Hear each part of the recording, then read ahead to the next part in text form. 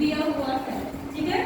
तो इन अंक के द्वारा हमको इस त्रिभुज का क्षेत्रफल निकालना है, ठीक। तो सबसे पहले हम लोग फॉर्मूला को देखेंगे और फॉर्मूला को समझने की कोशिश करना है, तो याद करने की जरूरत नहीं पड़ेगा, ठीक है।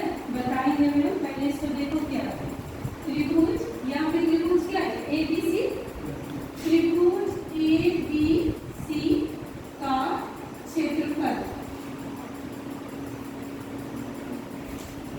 ये है प्रश्नावली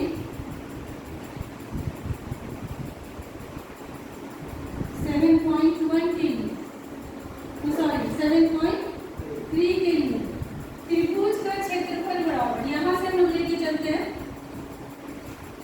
पहला वही होगा 1/2, ठीक है, 1/2। उसके बाद हम लोग क्या करेंगे बड़ी कोस। अब हम लोग फॉर्मूला में क्या करेंगे, यहाँ से शुरुआत है हमारा ABC, तो हम लोग इसी तरह से एंटी क्लॉकवाइज जाएंगे। पहले लेंगे क्या x1 लेंगे हम लोग, तो क्या करेंगे इसका y निर्देशांक को छोड़ देंगे, सीधे हम A से B के चले आएंगे। इसका y क्या है y2, तो हम यहाँ पे छोटी ब्रैकेट देंगे, हमारा हो जाएगा y2 माइनस, अब यहाँ से आगे बढ़ेंगे C के तरफ, तो हमारा क्या हो जाएगा y3, ठीक है। फिर बीच में प्लस प्लस आएगा। फिर अब हम A से आ जाएंगे B पर, B का हमारा क्या है x निर्देशांक x2, है ना, तो हमारा क्या हो जाएगा यहाँ पर x2 और फिर ब्रैकेट देंगे। अब हम x2 लिए तो क्या करेंगे y2 को छोड़ देंगे, सीधे फिर आगे बढ़ेंगे, छलांग लगा तो ऊपर नहीं चलना है, ठीक है। आगे बढ़ेंगे, आगे हमारा y का निर्देशांक क्या है y3, तो हम यहाँ पे क्या लेंगे y3 माइनस, अब यहाँ से फिर हम ऊपर जाएंगे ना, एक डायरेक्शन में ऊपर जाना है, ये नहीं छलांग मारना है, तो y3 माइनस y4, ये हो गया हमारा। अब कौन सा निर्देशांक हमारा बच गया x3, तो लास्ट हमारा क्या हो गया, इधर स्पेस नहीं है हम इसलिए नीचे लिखते जा रहे हैं, ये एक लाइन फ्लो करेगा, तो हमारा यहाँ पे हो गया x3 और यहाँ ब्रैकेट देंगे हम। अब फिर x3 लिए हैं तो क्या करेंगे y3 को छोड़ देंगे। अब हम सीधे ऊपर बढ़ेंगे, तो हमारा क्या है y1, ले लिए हम y1 माइनस, और फिर A से फिर B के तरफ हमारा क्या है y2। ये हो गया हमारा त्रिभुज ABC का क्षेत्रफल निकालने का फॉर्मूला, ठीक है।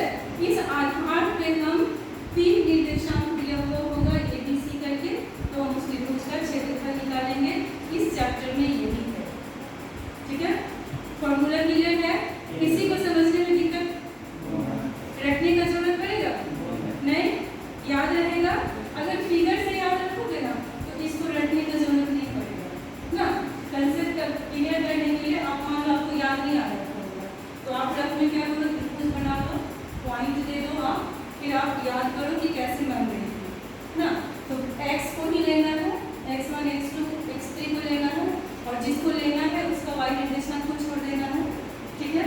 और बाकी अदर 2 y वाले निर्देशांक को माइनस करके लिखना है, तो इस तरह से आगे बढ़ते बढ़ते हमारा जब x3 तक हम लोग आएंगे हमारा फॉर्मूला कंप्लीट। अब इस पर हमारा जो भी बिंदु दिया हुआ रहेगा उसका मान हम खुद कर सकते हैं, एरिया निकाल सकते हैं।